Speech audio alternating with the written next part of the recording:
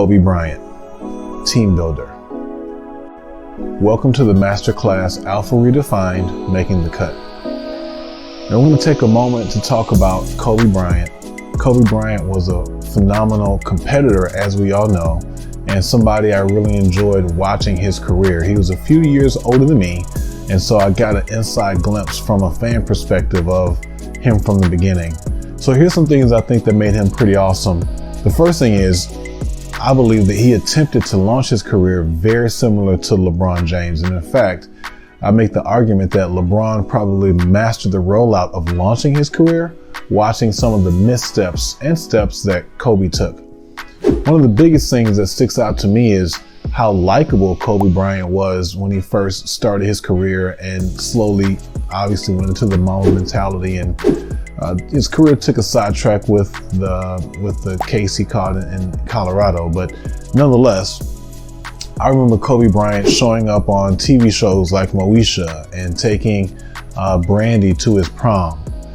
Those are some of the character traits that I remember that made him very likable.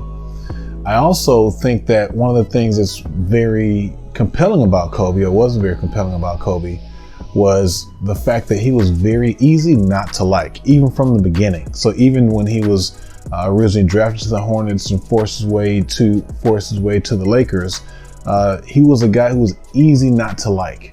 I remember the McDonald's commercials and the Sprite commercials and the Adidas commercials, and just his persona. He wasn't necessarily the most personable person coming out, but from a competitive standpoint, as a Houston Rockets fan, he was very easy not to like in the late 90s and early 2000s, even into the rest of the 2000s. Just one of those guys who was really tough always, no matter who your team was. He was definitely going to give your team a hard time.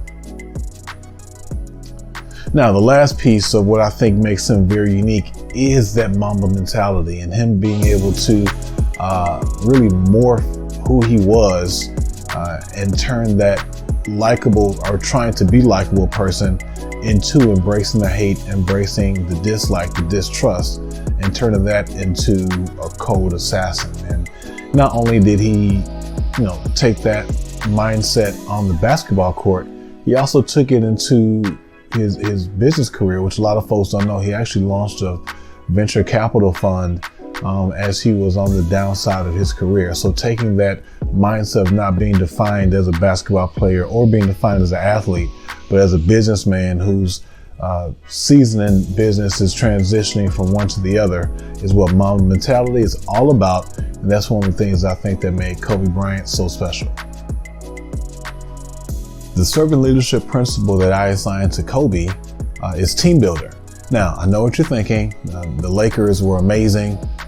There's a legacy of amazing Lakers, from Jerry West to Kareem to Magic, with Shaq, LeBron now. Yes, all those things are very right.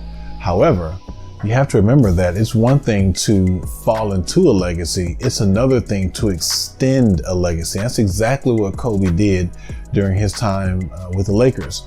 What a lot of people forget is how bad the Lakers were at the beginning of his season, and towards the end of his season, they went on a nice spell where they weren't a playoff team for a number of years.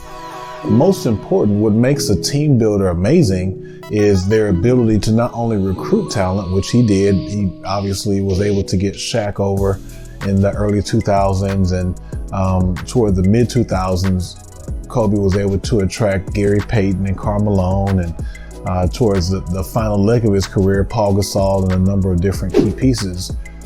Kobe had several times where in his career he could have jettisoned and left.